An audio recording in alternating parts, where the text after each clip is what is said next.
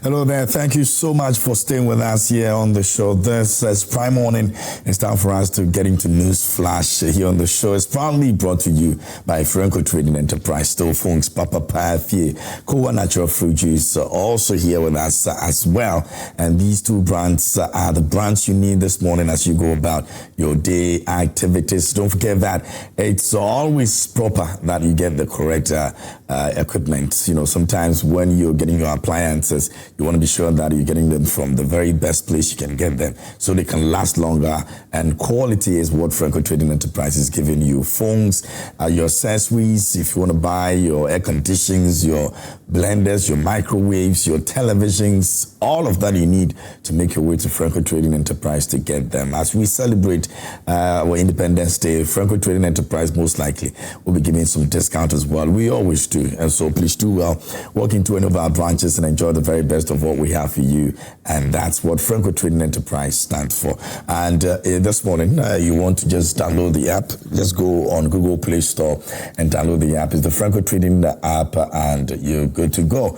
Our website is www.francotrading.com, and that's where you can also get to have, the branches, the numbers you can call on, and some other things that we have for you anytime you want to make a purchase. Franco Trading Enterprise says, Still Phones, Papa Pathie. Now, let's talk about filling our day with a lot of goodness, and your health is more important. What you drink, what you take into your body is very important, and that's why we are making sure that you do it the right way. Now, Kowa Natural Fruit Juice is a special juice out there that a lot of people are enjoying. Family, loved ones, and friends are always getting it because it's made right here in Ghana. It's healthy.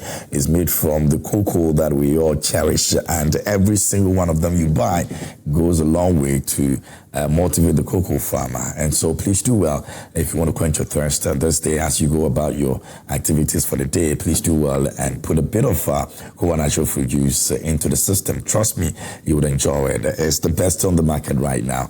Kowa Natural Fruit Juice, we say, do right sip by sip. And we want to say a big thank you to them for making it possible for us to have the conversation this morning here on News Flash. You can also send your messages to us. Our WhatsApp line is active. We're streaming live on Facebook as well. You can also drop your messages there. I'll be reading some of the messages that you'll be sending us today here on the show. We're going to get into the front page of the newspapers. My guest will be in seated already, and then we'll get into the most important issue that we want to look at. Now, there has been constant calls for the removal of Honorable Afenyo-Markin, who happens to be the minority leader in Parliament. A couple of weeks ago, in fact, a month ago, it was very heavy, and we had the party leaders coming and his support, and B came through to say that they are most definitely okay with him as the minority leader. In fact, Honorable Kojo Pong Nkrumah also came to defend him and all of that. The former national chairman of the party, NPP, has also responded to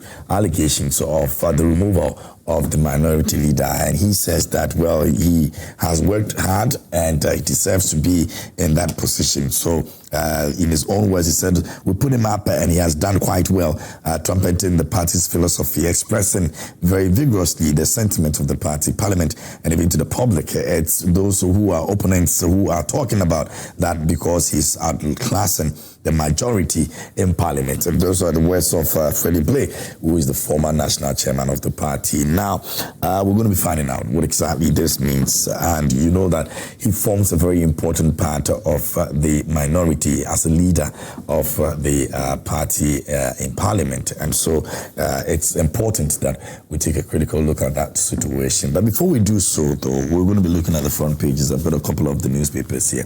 And let's check out what they're reporting, and then we'll get back into the major conversation. The Chronicle is here this morning. It says, cannibal serial killer jailed for life. And it's captured on the front page of the Chronicle. 50 oil coins owe government 986 million Ghana cedis in taxes. GRA promises to recover the money. All right, so that's the Chronicle reporting on that. Minority will fight for welfare of cocoa farmers. Kojo Pong Nkrumah when he was addressing the farmers, and The Bible quotes for this morning says, Leviticus 24 verse 17, it says, if a man takes the life of any human being, he shall surely be put to death. And that's in reference to the cannibal serial killer who has been killed for life. And that's the Chronicle this morning. Away from that, the Inside newspaper is here, and it says, reparations, a critical review of the history, struggle, politics, and law. And a sober reflection on Kotoka and the National Liberation Council. That's also captured on the front page of the Inside. Mixed messaging from African leaders on U.S.-Israel war on Iran. And Energy Ministry assesses fuel security amid Middle East crisis. And away from that, Ghana Medical Trust Fund swears in tender committee, charges members to uphold integrity, protect public purse and faith and the future. Inside Ghana's emerging third temple movement. That's also captured by the Inside newspaper. Now let's get into the Observer, and it says Mamprobi Polyclinic baby thief granted 200,000 Ghana cedis bail, and the government moves Bawumia wife from Qatar as Middle East tension deepens. And on the front page, lawyer come, and NDC communicators back Abbas for national communications role. That's on the front page of the Observer. Gold board jewelry to launch Maiden Heritage Village. And Honorable Yaw Kwakye appointed envoy to Norway. And February inflation falls to 3.3%, lowest since 2021. It was around 3.8, and it keeps dropping. That's something that the NDC, the government in power, will be very excited about. But of course, the opposition party will definitely disagree because they believe that the people are not feeling the drop in their pockets. Now, the last one for me this morning will be the New Republic, and it says that Caribbean throws weight behind Mohammed's UN slave trade resolution, and Galamsey nightmare at Chibi, and Afenyo-Markin fires first shot. Keikojo reopens Akufado's scorecard, and that's captured by the New Republic. Mahama plugs Bawumia Samira from Qatar war zone, and that's been also another political conversation that has been going on. You do remember that there has been issues in Qatar and the ongoing rift between the U.S. and Israel. Some missiles, debris were actually sent into Qatar, Dubai. And people, in fact, we had our very own Zion Felix and Kokumen who also caught up in that fire as well. And they have been in Dubai for a couple of weeks, hoping that things would settle so they can also come back. The flag bearer of the NPP was also in the mix with the wife, and they've been well taken care of by the embassy over there. And it looks like politics has actually run into it. But we'll see how my guest in the studio, maybe I'll just let my guest in the studio pass a few comments on that also as well. But yes, it's a good thing to know that our very own is protected no matter where the person is coming from, whether an MPP, NDC, Fanti, Akan, whoever it is. As long as you're a Ghanaian, you need that protection and you deserve it. It's your right. And so we're excited about this. But that's one of our conversations that we're having. The bigger conversation we're having over here is the Honorable Afenyo-Markin. And also don't forget that yesterday he was in the floor of Parliament to apologize, withdraw with regards to some statement that he made against the Interior Minister, Muntaka. And yes, that's also another thing that maybe if we have time, we'll probably touch on as well. But as always, you can send your messages to us and let us know what you think about those stories as well. This morning I've been joined in studio by Honorable Peter Ackah. He's the former MP for Amenfi Central, and he's always here on Thursdays, and it's good to see him here on the show. Honorable, good morning. How are you doing? We're getting into independence celebration. Yeah, very good. And I greet your studio members this morning and my constituents and all your viewers. I wish them happy anniversary, independence celebration anniversary. Yes, I wish all of them and the whole of Ghanaian population. I wish them all well. It's been 69 years. You think we have come a good way? Some people still complain that we have a long way to go. No, I don't know how long, but I feel that we have not reached our potential at all. judging from where we started, I believe that Kwame Nkrumah, in his very short life as a president, did a lot of good for the country. And we thought that it was going to continue. Unfortunately, it was his rule was truncated by these soldiers. And since then, we have never found our feet, and things have not gone well for us. This one comes and does a little, and then we had a lot of coups in between before we settled for this democracy. And democracy also, we have moved ahead a little bit, but to me, it's not to the satisfaction of the populace. If you consider what other countries have gone through. Yes, if I read a place like Israel, see, they just had their a nation state. Even the nation was not there. Only 1948, and that is 10 years, only 10 years ahead of us. But if you consider countries in the world, it's one of the most advanced, and one of the, I read somewhere, they are the happiest people on earth. Yes, according to survey. So if you compare these with the other countries like Singapore, Singapore, Malaysia, it seems as if we are slumbering, we are sleeping. So we need to back up. I was thinking that Kwame Nkrumah is since tomorrow is a holiday, I was thinking that was going to be the major discussion this morning, because I'm a fan of Kwame Nkrumah. If you consider, you can go ahead. What he did in this very short time, I can enumerate some of them, like the Akosombo Dam. Yes, because he felt that if we're going to industrialize, then we need cheap labor, cheap power to be able to do so. And hydro is one of the cheapest forms of electricity power. So he built this one. At that time, it was the largest man-made lake in the world. Even still, I believe that I don't know if any lake, man-made lake, has surpassed the Akosombo Dam. You can imagine. And when he did that, he established the State Fishing Corporation, because he said that there was going to be a reservoir full of fish, tilapia. So he established the State Fishing Corporation. And when I was a kid, these catches from the dam, from the lake, were transported to all the villages across the country. Yes, and at that time, I remember my mother and others complained that they didn't like frozen fish, because that time we had fresh fish in our Ankobra River, which is very close to us. So people complained that they didn't like the frozen fish. And that was how this man he did a Temahabo. Habo was incorporated with the Akosombo Dam to carry the heavy machinery. And he did a motorway, also all co-joined as needing development for the industrialization of the country. And within that very short time, he established over 600 companies, and everything was done in this country, from matches to radio to television to even cars. And you could see that Ghana was moving ahead. And at that time, we were ahead of South Korea and Singapore. And now look at where we are. He established these GES schools all across. He built 40 schools. These, we call them, what schools? I think they call it, GES schools, not like Temasco. Okay, the SHS. Temasco. Those in Cape Coast and all. Yes.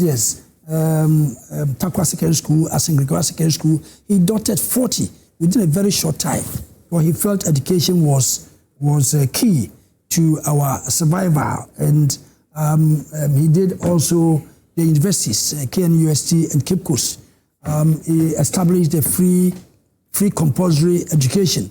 When we were in school at that time, I was in primary 3 or 2 when he instituted a free compulsory education, primary education. And if you had a child and the child was not going to school, you will be arrested as a parent. Yes, and at that time everything was free. the books at the end of at the beginning of the year.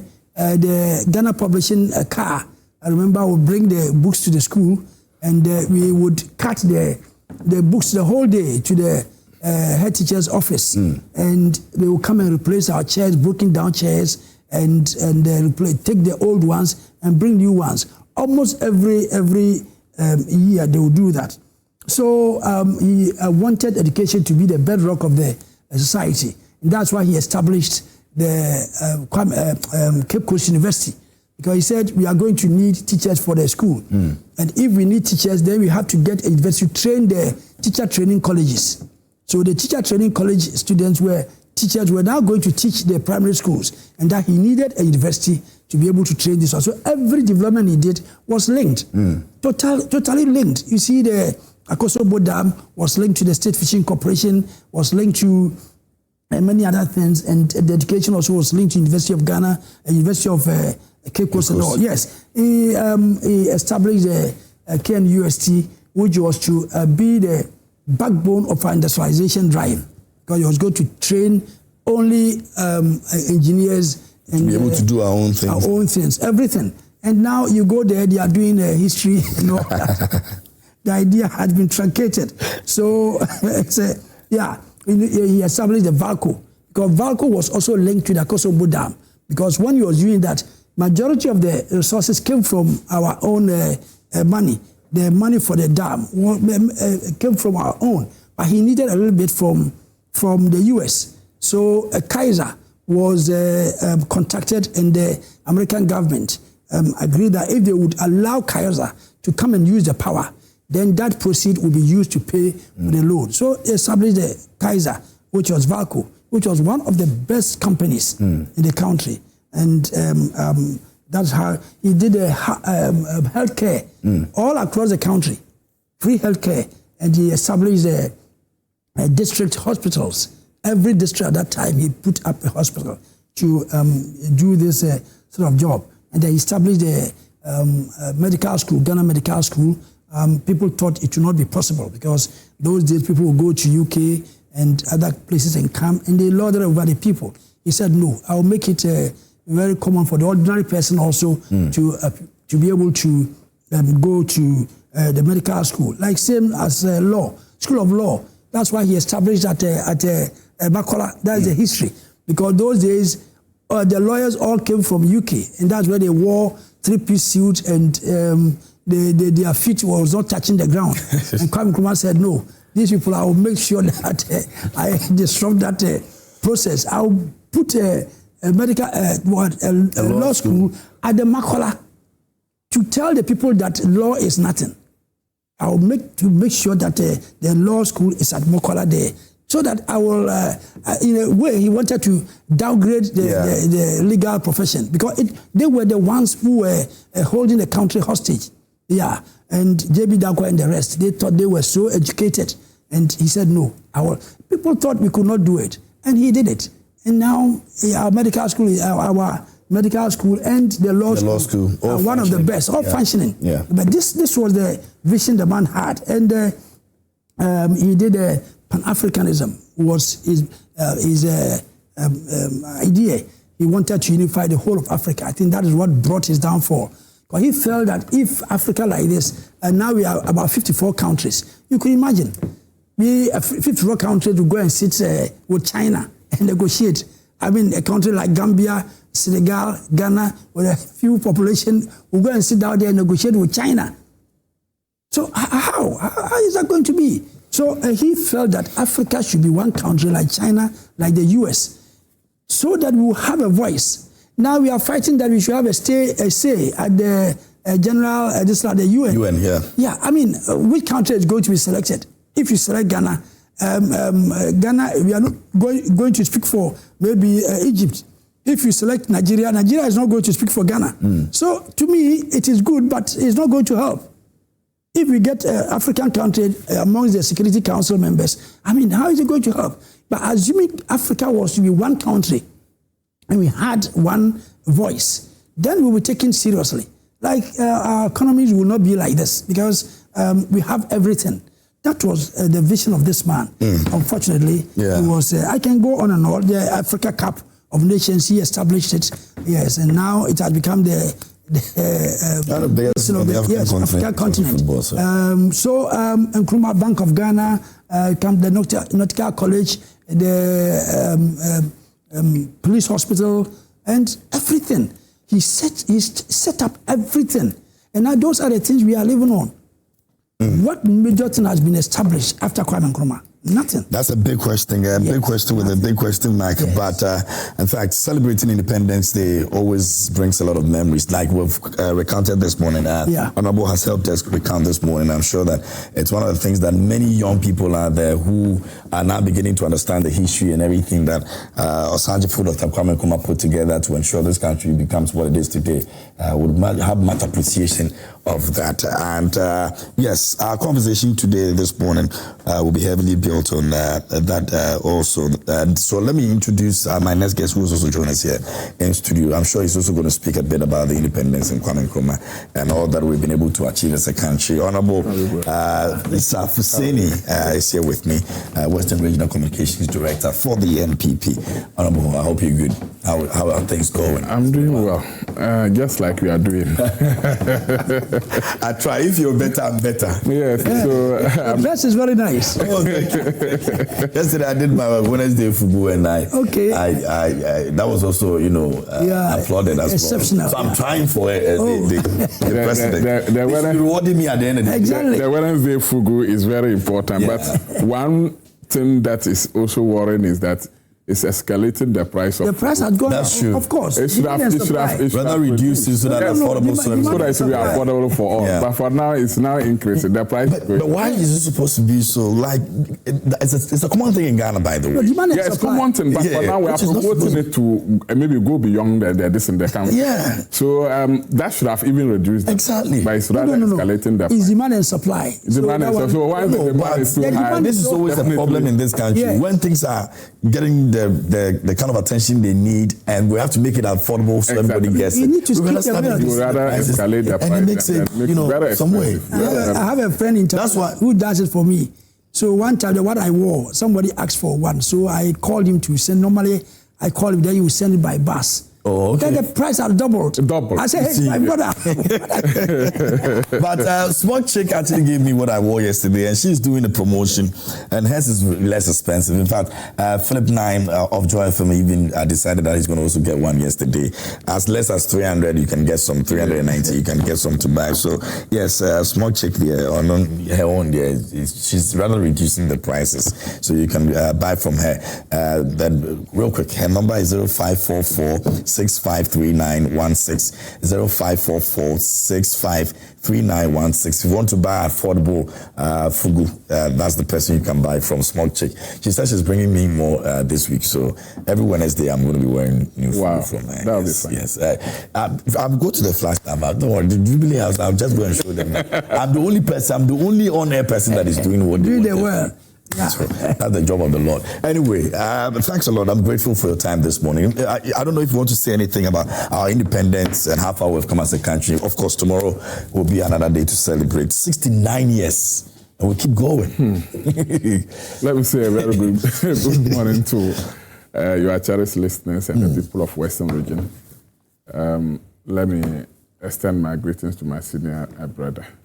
The last time we met here, we haven't met again. Yes. So I think it's good for us to meet again.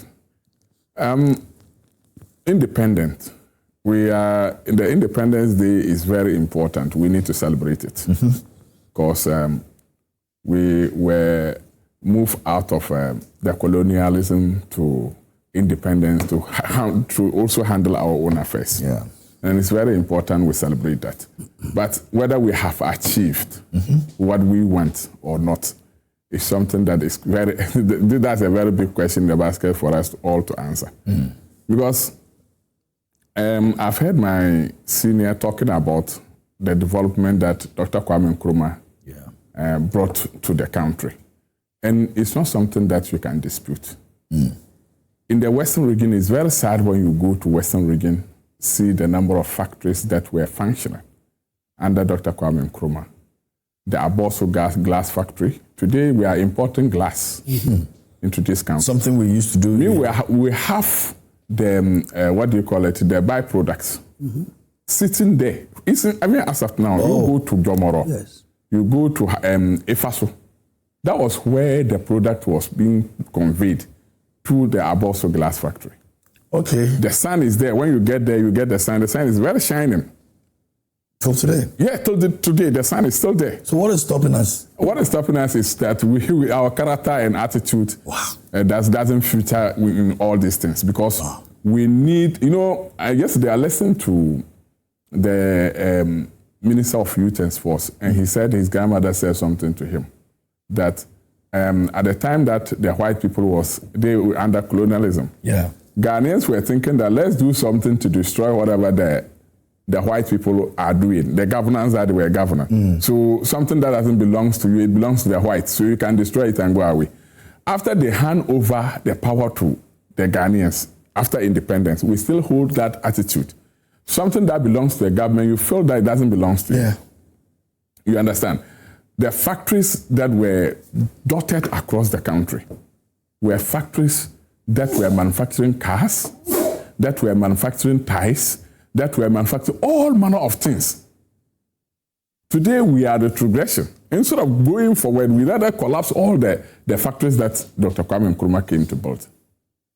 And the Aboso glass factory, if I get there, it was there, I think Dr. Nana Danko Akufo-Addo came and he wanted to revive it. I don't know what happened. We went to visit the place, and then it was, we wanted to carve it to the one district, one factory policy, so that it will begin to function. I don't know what happened.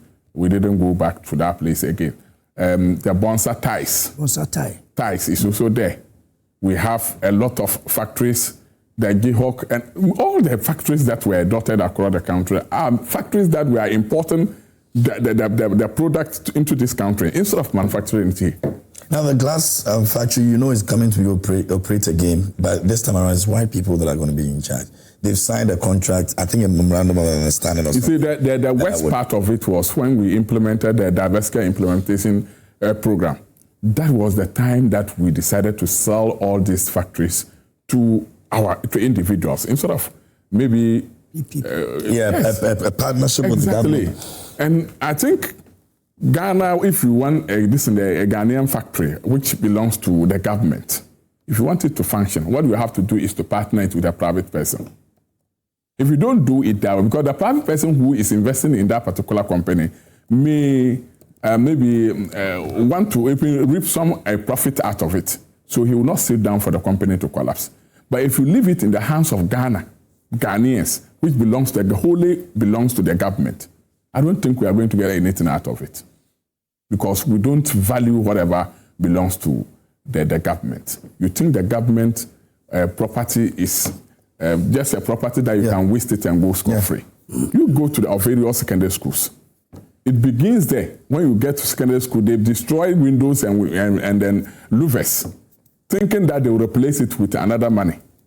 You understand? Go scot-free. They begin the character and then the whole thing over there. And when you are employed into a government institution, you begin to behave the same. But when the same person is employed privately, a private company employed a person, he begins to behave in a manner that will make the company progress. Because if you don't, the person is going to terminate your contract.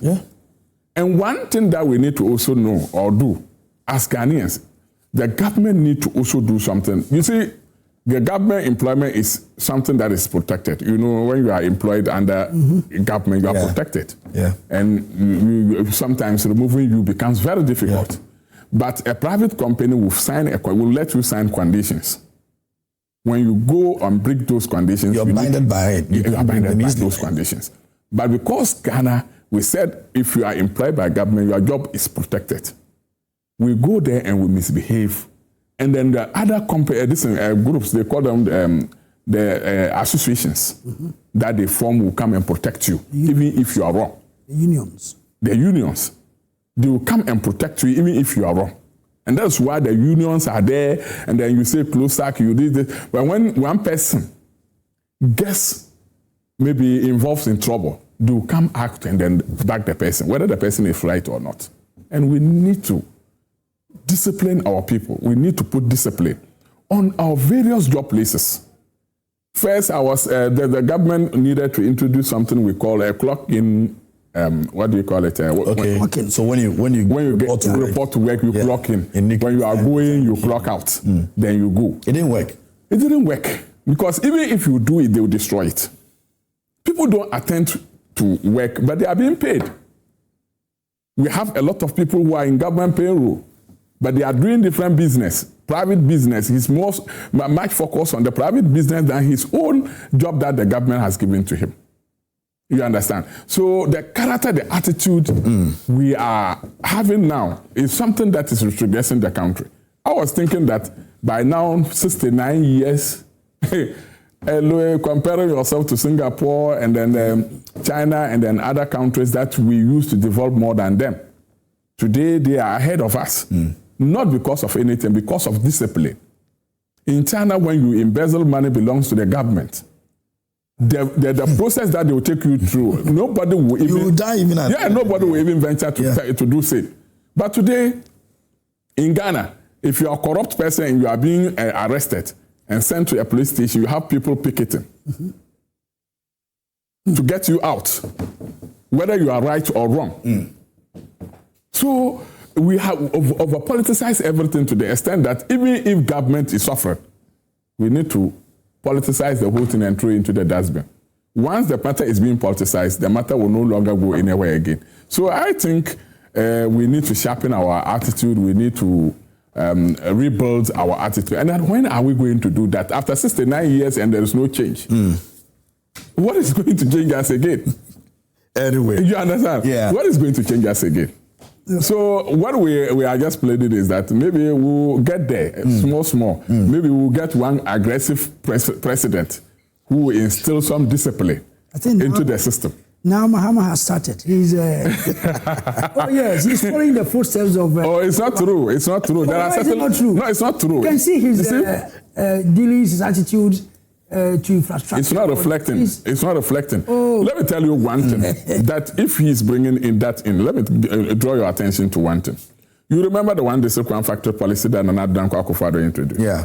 He introduced that particular policy because he wanted us to do to be our own manufacturer of certain things and also export for a foreign exchange. What happened? Your opposition party at that time did everything possible to destroy the policy. Even discourage the investors who were coming in to invest in that particular policy because it doesn't belong to them. You came to power. So many factories were halfway completed. You came to power. You refused to even attend to some of them. Abandoned them. The only factory that I've seen this government visit is the Amenfi juice factory, which is functioning before you came to power.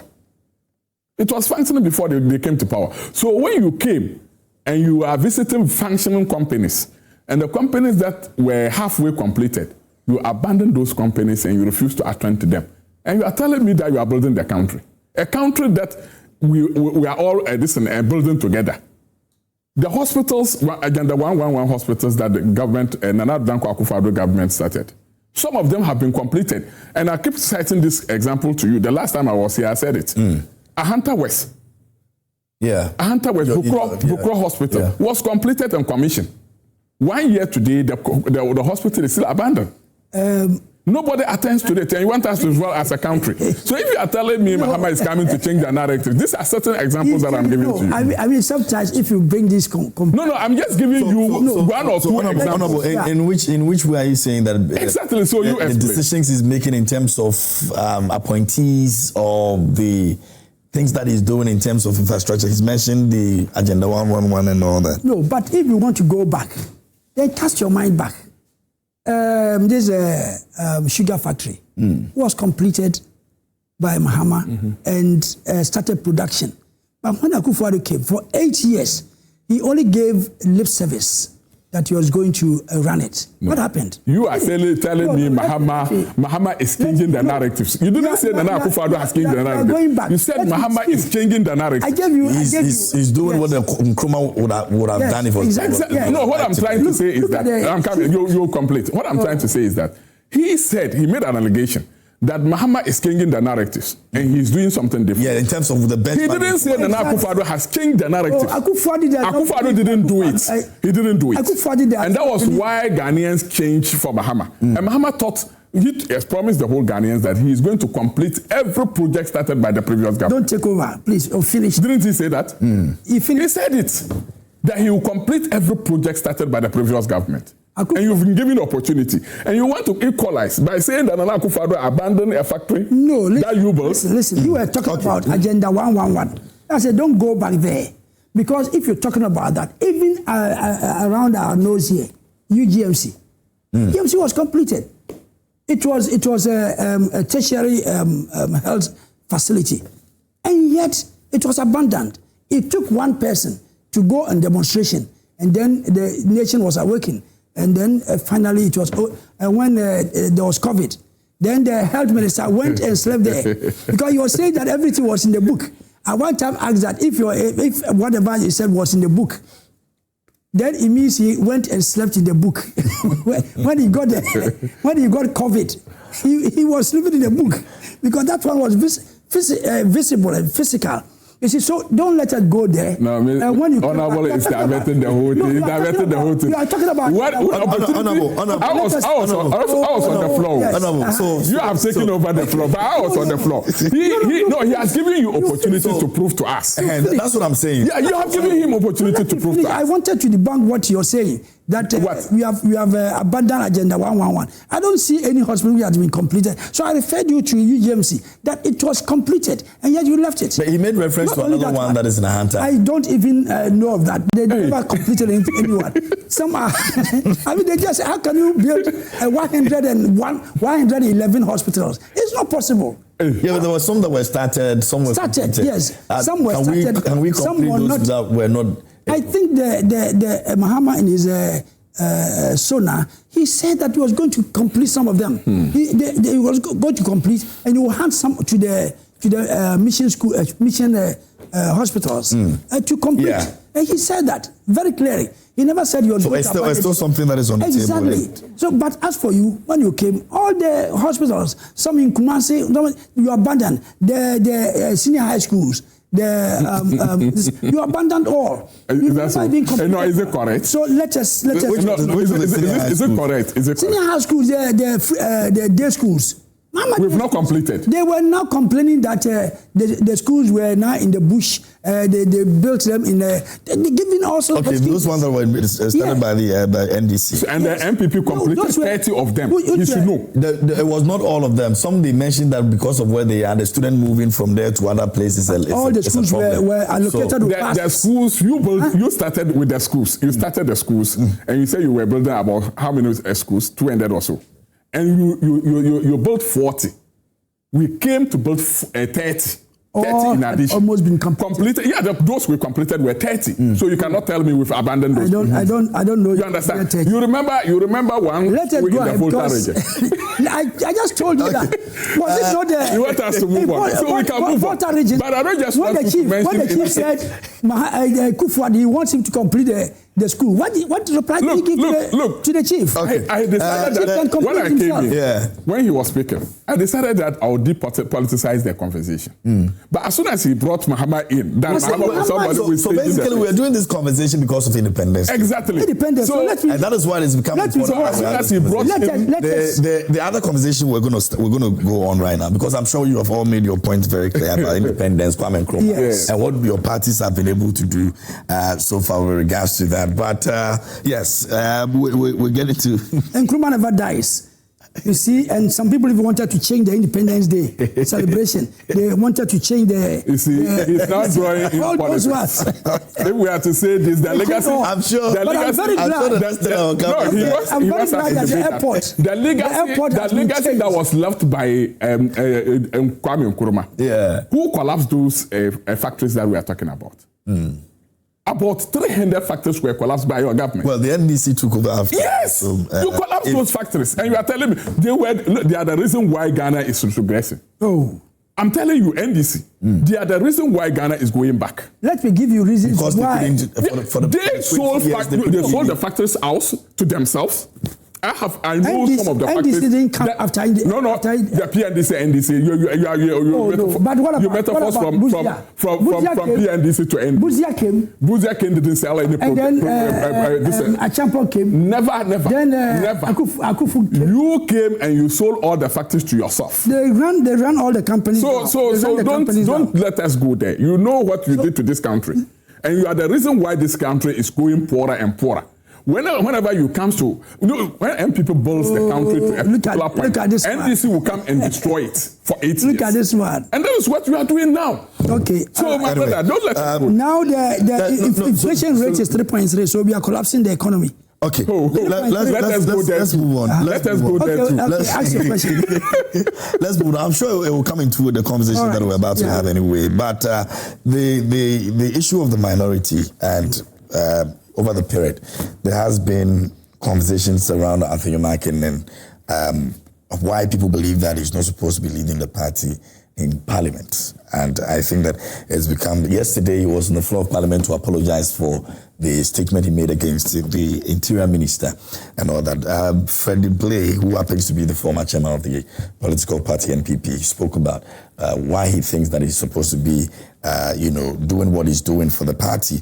And they are pleased with what he's doing. And I'm going to just read his quote again, and then we'll take it from there. He says, "We put him up, and he has done quite well, trumpeting the party's philosophy, expressing very vigorously and the sentiment of the party, Parliament, and even to the public. It's those who are opponents who are talking about that because he's outclassing the majority in Parliament." Do you think that that's the case? He's outclassing the majority in Parliament, and that's the reason why some people are making it look like... I don't think it's because of his referral to the privilege committee. That's why it's not a parliament which is taking him out. Okay, the difference between his own party trying to get him out and his problem with the Parliament House, which is a privilege committee, because he made a case against the Interior Minister about the recruitment, which you say that he apologized. And that time was about ECOWAS meeting, which he reluctantly did not want to stay away. He went to the meeting, whereas another person had been nominated to go. He also had a problem with the privilege committee. So these are problems with Parliament. But the problem we are talking about is his own party. His own party. The reason is that he never... in quotes, it is perceived that he never supported Bawumia. Perceived, because apparently he lost woefully. He lost woefully in the central region, in the constituency of Afenyo-Markin. I mean, we all heard that. So if you're a leader in Parliament and they believe that if your flag bearer has lost, that means you don't support him. And I believe that they are doing all these machinations to make sure that he's out, which I believe is wrong. But that is the trait of Bawumia. That is the trait of Bawumia. You know, previously, when he finished, he became a flag bearer. In Parliament, they manipulated the elections and made sure that all those who were not in support of him, the majority of them lost. And those who spoke against the finance minister, they all lost. So that is their trait. Because starting from Akufo-Addo, when the chairman and the Kwabena Japan spoke against him, they made sure that they rendered them redundant and got them out. So Bawumia is also following the same line. So because he knows that Afenyo-Markin perceived that he did not support him, Bawumia are going to get him out. I mean, the talk started when they... But should he have supported him in any way? I don't think so. He's the leader of a party. Whoever comes in, he's supposed to ensure that person is well represented in And I never saw Afenyo-Markin coming out openly to support anybody. But if he supported one side, they're all from the same party. But Dr. Bawumia understands this perfectly well. that whoever that is a minority leader in parliament should not be seen as taking sides in terms of who becomes the I don't think. This is something you should I followed their primaries very well, but I never heard this Afenyo-Markin going openly to support her. And I don't think Bawumia should have a problem with that. I'm not sure that he has a problem with that. No, he has. I've given you the historical background of this man. That's what he does. But he will hide behind people and make people think that he's neutral, but he's not. He's behind. If you don't support him, he will try and get you out. It happened during his first term as a flag bearer. It happened. They got many of those who were not behind him out of parliament. And that might have caused him. Yes, even those who were ministers, they removed them as ministers and they orchestrated their removal from parliament. I can name a few of them who were ministers and they had to remove them because they were not in favor of Bawumia. How can you run a party like that? Look at what Mahama has done. This man was stuck up in Qatar and the wife. He's going Dr. Bawumia. Yeah, Dr. Bawumia. He's going to Malinga in Qatar. Just take some holiday there. Just squander some money they have made. No, I don't think so. Okay, all right. No, you can't substantiate that. But I'm saying that, no, they're his own money. I'm not saying that he stole them. Yeah, but yes, going to squander. You said he's going to spend some time, which is okay. All right. So he's going to spend the party has not come out to say he's going to squander some money. Going to spend some money. Going to spend some holidays over there. He's going to spend some holidays over there. The idea is the whole thing is stuck in his head, so he can't avoid it. Let him go. And he got stuck up there. You see?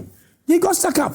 You see, Mahama in his usual self has sent a plane to evacuate him to this place.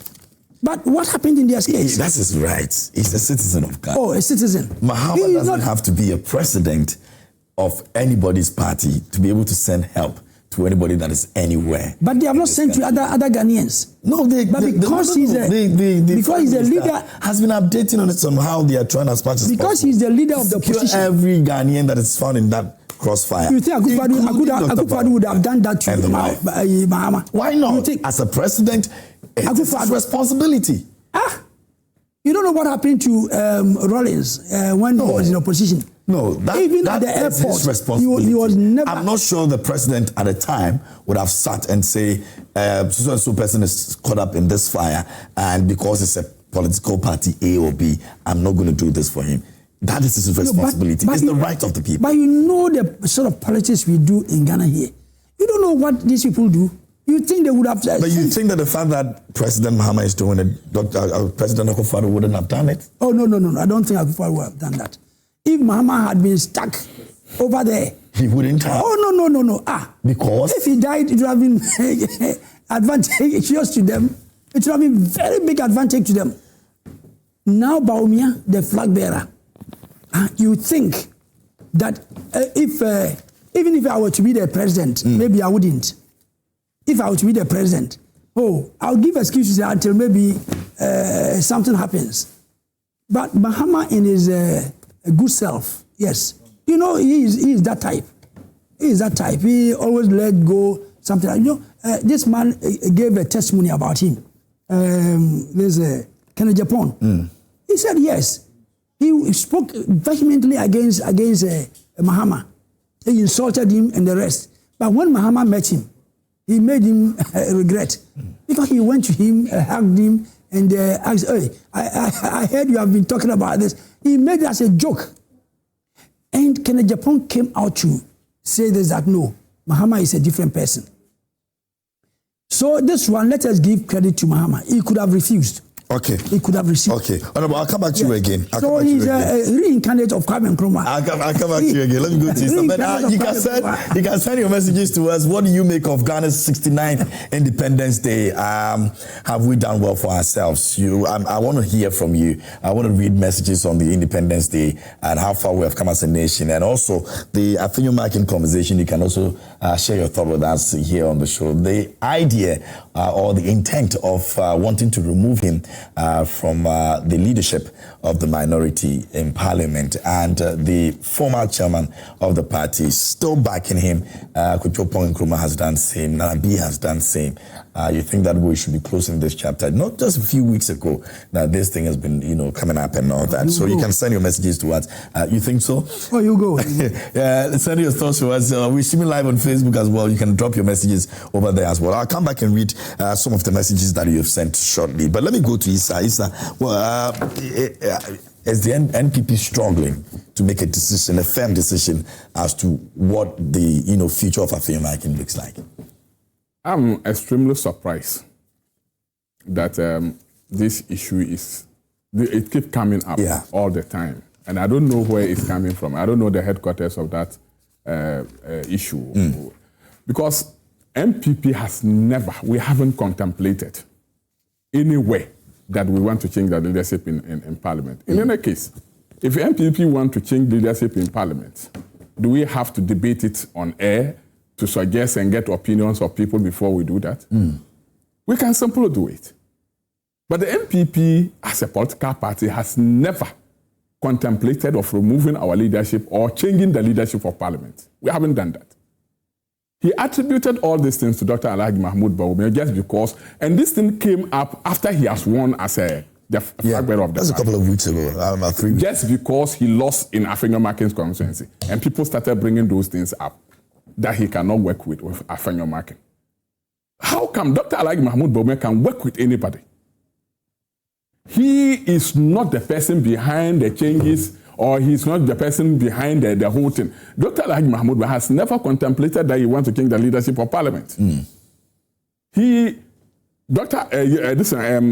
is his name? Afenyo-Markin, Honorable Afenyo-Markin, is somebody who the party is dear to his heart. Somebody who is committed. And he has explained on several platforms why Kennedy Ajapong won in his constituency. And to me, I salute him. The reason is that he is somebody who is committed. He is somebody who is loyal to a friend who has helped him in the past. If it were you, will you betray such a person? He did all he can. Even though, throughout the political season, have you heard Afenyo-Markin campaigning for a personality? He has never done that. He remained neutral, even when the party and the other colleagues of Parliament declared their support for other political parties. He remained neutral because he's a leader. He could have done the same. Nothing prevents him from declaring his support for any candidate, but he didn't do that because he's a leader. And to me, Afenyo-Markin has won my heart. He's somebody who is very loyal, somebody who is committed. And he has shown that on several platforms without if anybody gives you $5 million to help you in circumstance, and you have to repay back that with loyalty, I would have done the same. Exactly so. So why do you blame him?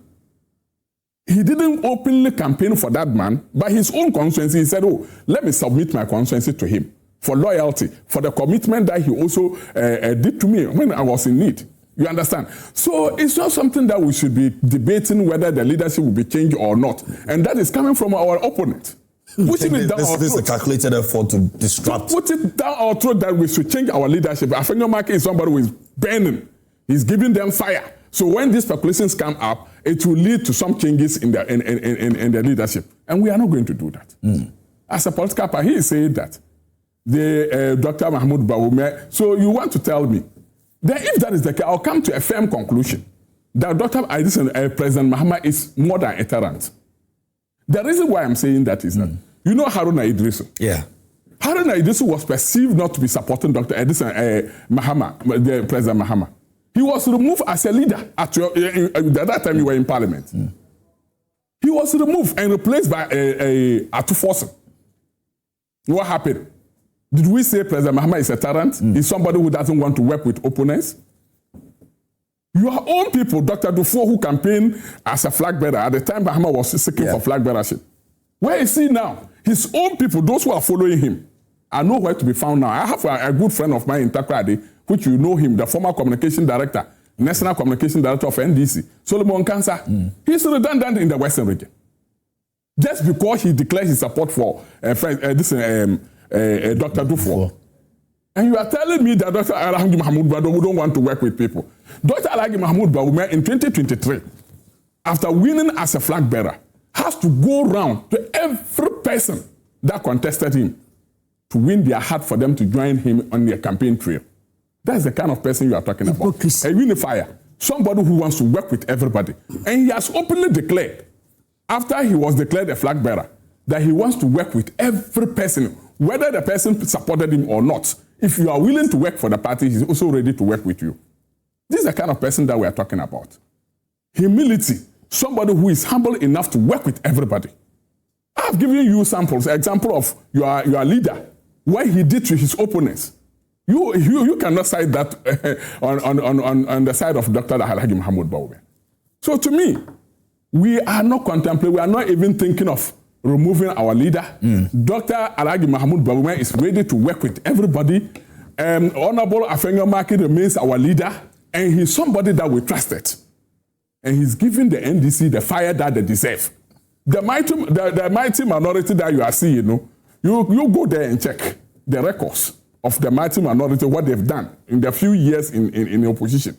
Compared to your people who were dancing on the floor, your people who were cutting people blade on the floor, your people who were not leading well on the floor. Compare them and see the leadership that we are having today. So we are not going to fall on the trap of the opponents. Those who are coming with these allegations that we want to change our leadership. The MPP is not ready to change our leadership. Our leadership remains same, and we have trust and confidence in them, and we think they can deliver for the party.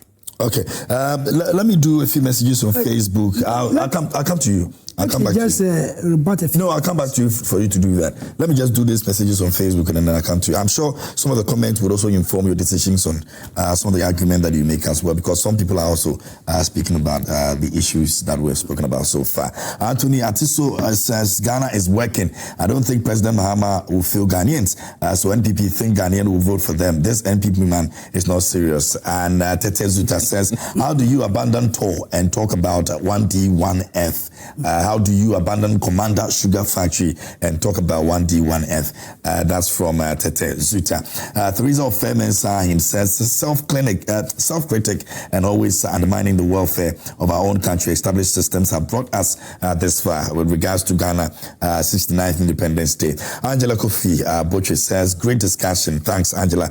We appreciate you. And Jonas Mukaila says, okay, he says, inside Kerry, aka where's the 24th economy, 24 hours economy. MPP is really endowed with brainy and resourceful people. It's a blessing for the party to see a beautiful, strategic, strong woman, Honorable Vera Oye, vying to lead the party as our next national youth organizer. This is historic, and therefore urge the rank and file of this great tradition to consider voting her for her to symbolize the gender is now balanced, just like the NDC brought a female vice president. Honorable Oye can do the job better, so let's give her the chance. I support her to join the chorus. And Bedman Poli in Wa says, good morning, watching you live from Wa. Okay, good to know. Theophilus Entry Berdu says, this guy didn't even know what a medical drone was and it was going to bring it down with catapult such a villager. I don't know what the reference with that, but Aaron Baba Kuko says, good morning to you. The 14th consecutive drop in inflation is a significant stride toward revamping our local economy. This progress must now be used to support, patronize, and encourage our entrepreneurs to outgrow their current limits. However, growth is only possible when the government provides the proper mechanisms and creates enough room for local businesses to thrive. The government must ensure that this statistical drop in inflation translates into tangible, positive benefit for every Ghanaian. And Emil Smith says, morning. He's also doing the listening. So a couple of messages over here. Maybe I'll do all of them and then we'll come back to the second round of the conversation. This one is from Hadi in Pig Family. It says, good morning, brother.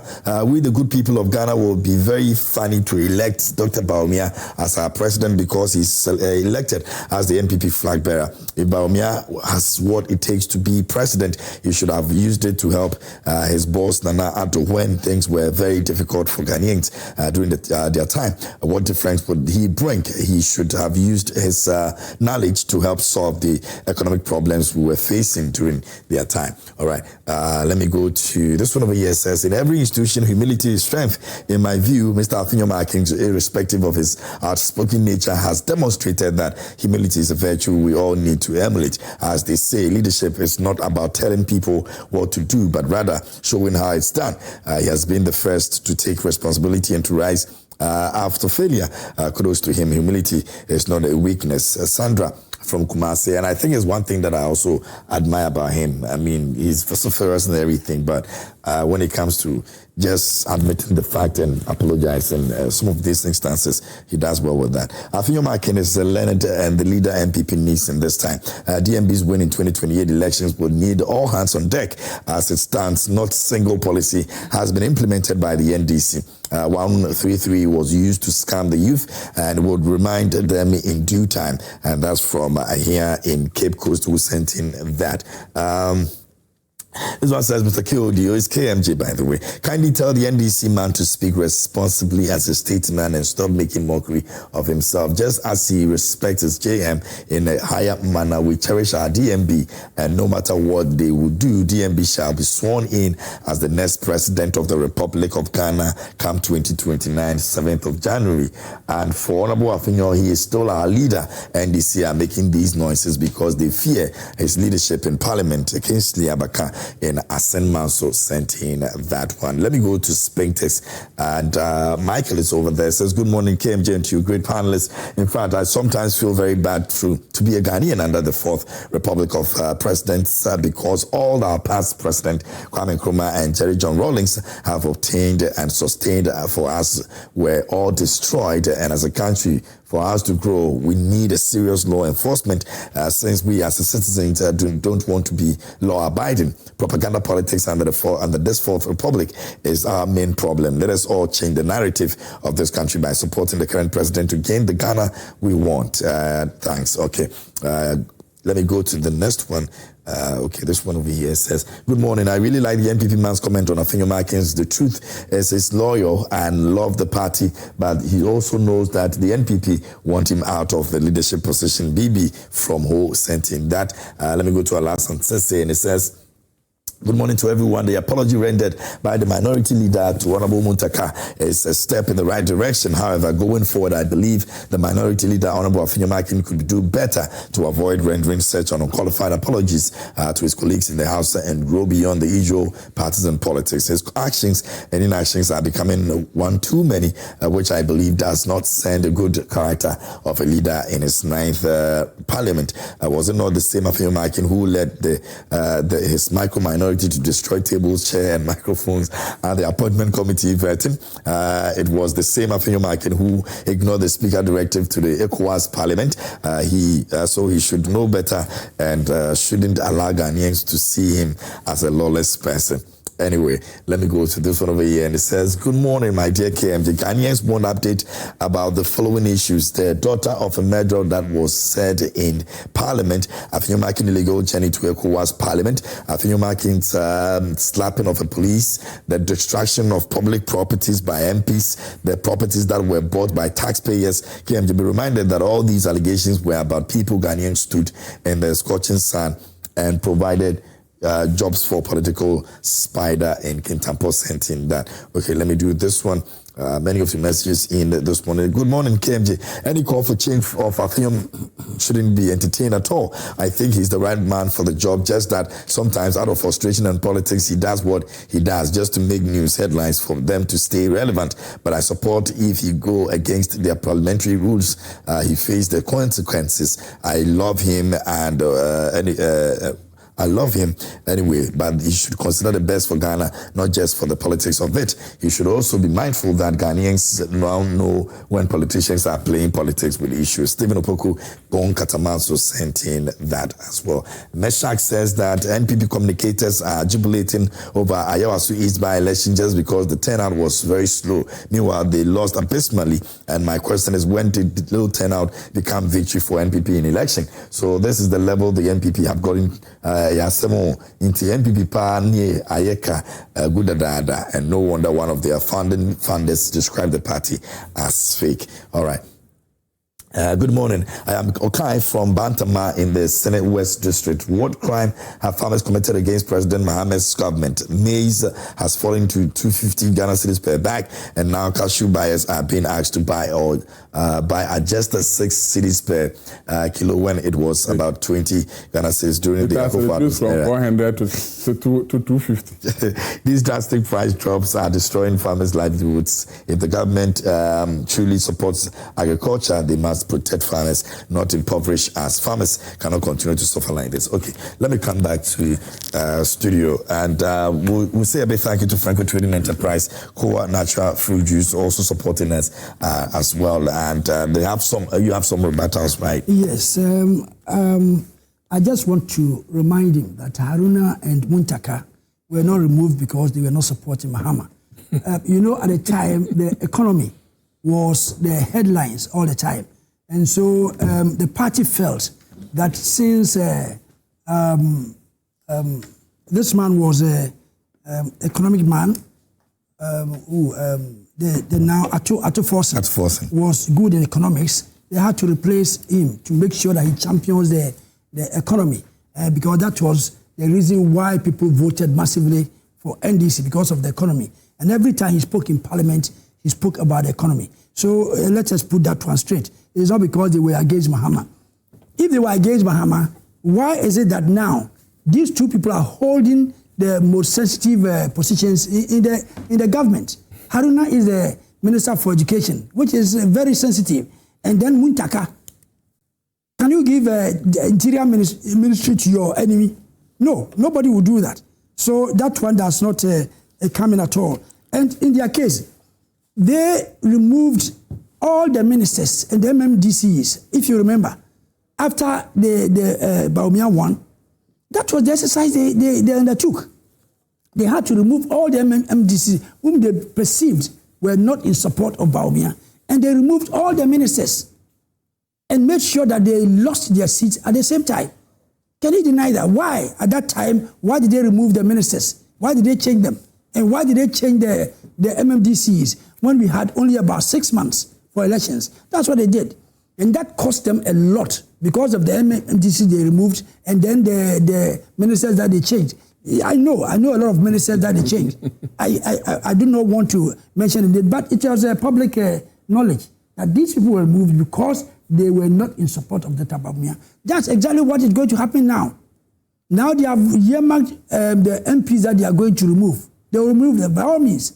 And Afenyo-Markin, take it from me, he's going to be removed. Okay. Even though they are trying to defend and all that, they are going to remove him. Okay. I'll come back to you. Let me speak to someone on the phone line right now, and I'll get back to you. Ackah Rohula Kumeni is the one who speaks for Dr. Bawumia, and I want to find out from him shortly what the situation looks like with regards to Dr. Bawumia and the wife. A very good morning. How are you doing?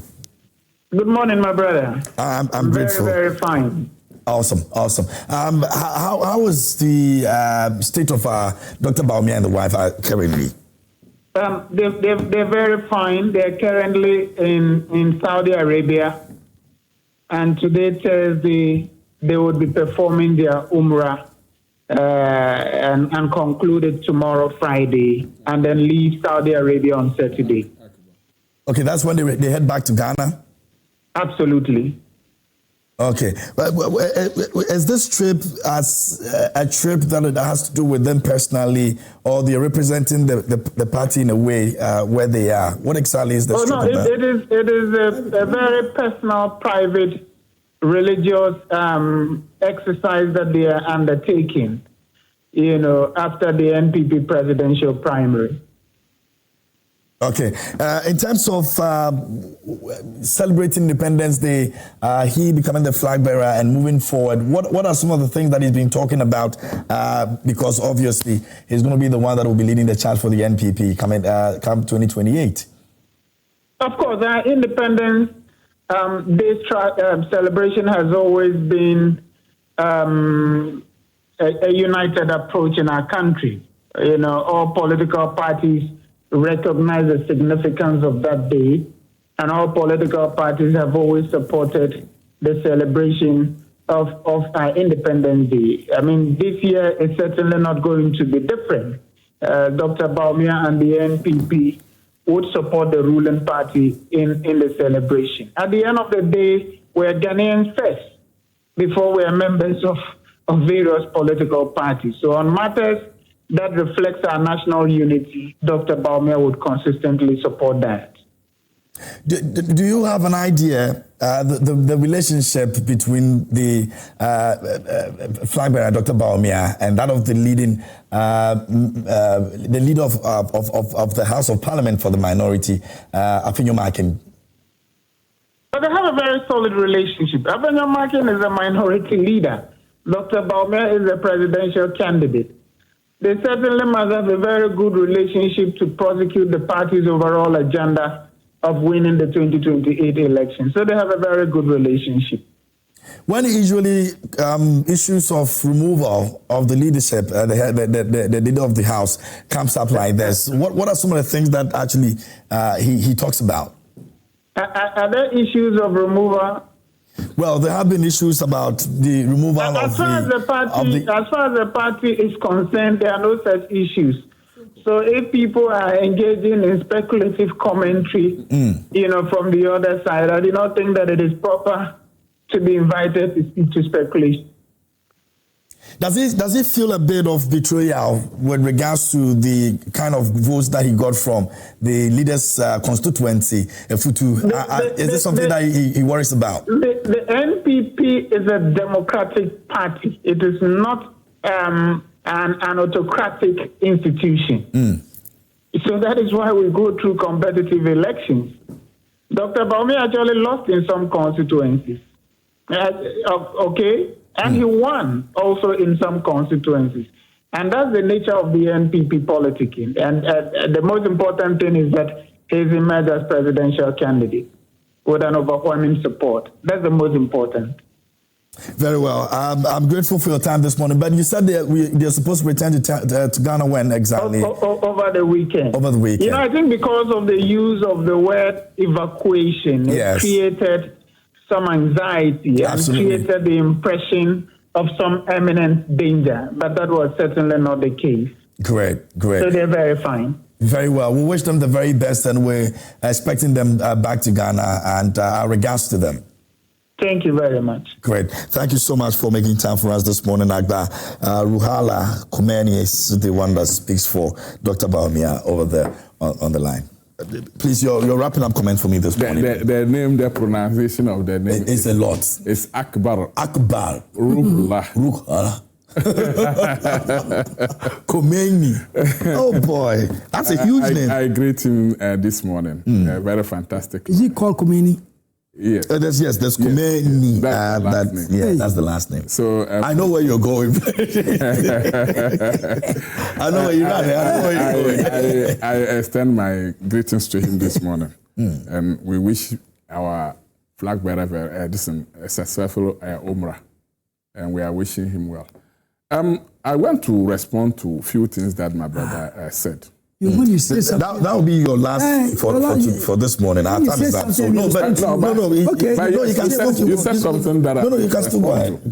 I'm just letting you know that is our last conversation. So he's talking about Haruna Iddrisu occupying a sensitive position even after he being removed as the majority leader, and because there was a necessity at that time for them to change their leadership because of economic matters. He's able to explain that to the people. But today, if MPP happens to change our leadership, I'm not saying it's going to happen. Yeah.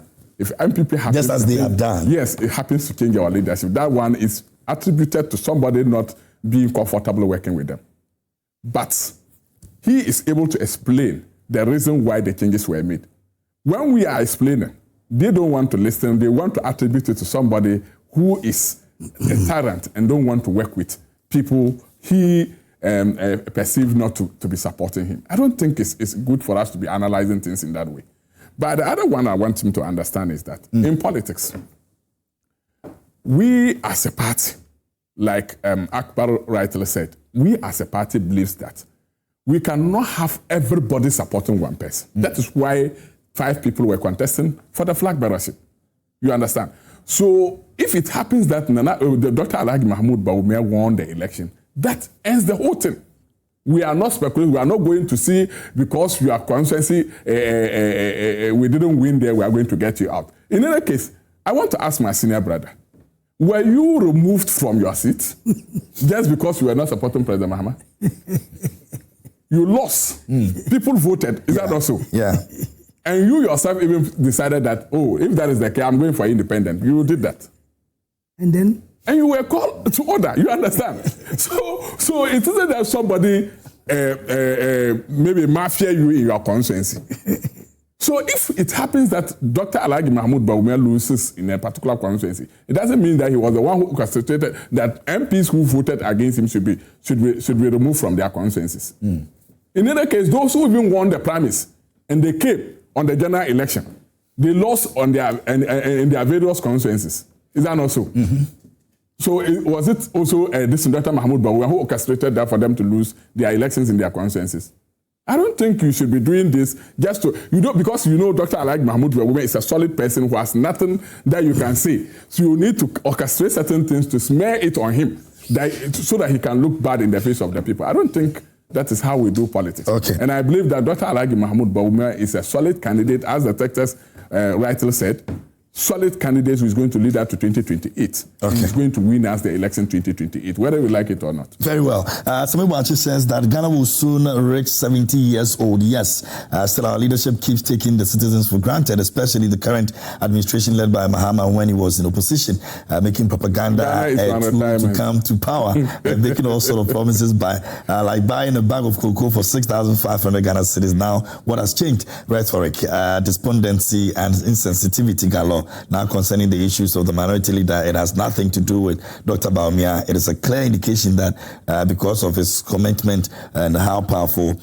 he is, the majority want to destroy him, but it's still not work. Let's wait and see. We got to Abdullah Sallah. All right, so that's some of the messages that you've sent to us this morning here on the show, and that will be a wrap for this morning here on News Flash, proudly brought to you by Franco Trading Enterprise. Still phones, he made a personal comment. Now you finished before he went. Yes. No, but a personal comment. He made a personal comment. Give me a minute. Yes. Give me a minute. And Koa Natural Fruit Juice also supporting us this morning. Please do well and buy from Franco Trading Enterprise. Now, the Gomoa Central Grand Carnival is a 4-day national cultural entertainment and lifestyle festival that will stage over the weekend in Easter, and it will be in the Gomoa Central constituency. The carnival blends heritage, royalty, street culture, music, visual arts, tourism, and brand activation into one destination experience. And we'll have artists like Samini, Kwabena, we've got Ofurian Ponsa, KK Fosu, that have Kobe Sakede, Kofi Inti Bless, Kwampa, Sakodi, Kofi Kinata, Brafo, Kwakese Keche, Ochiame Kwame Sister, Fiataini,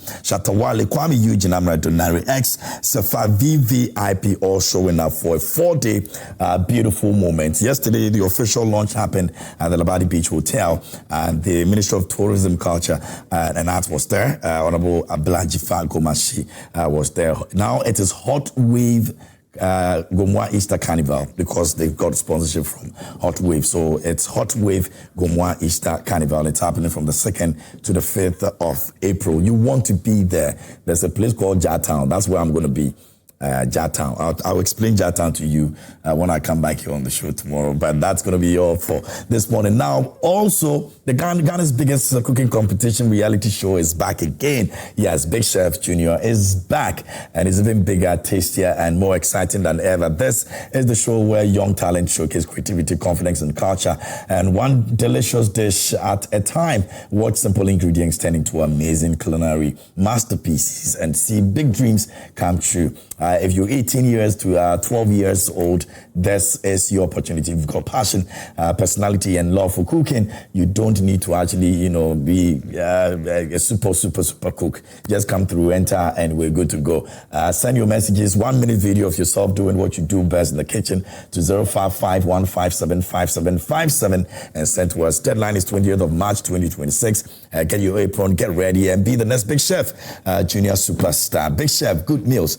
And we definitely enjoying that moment. And this March, Ghana month, we're celebrating the Ghana month even better. Get ready. Joy Prime proudly present to you Ghana Fest.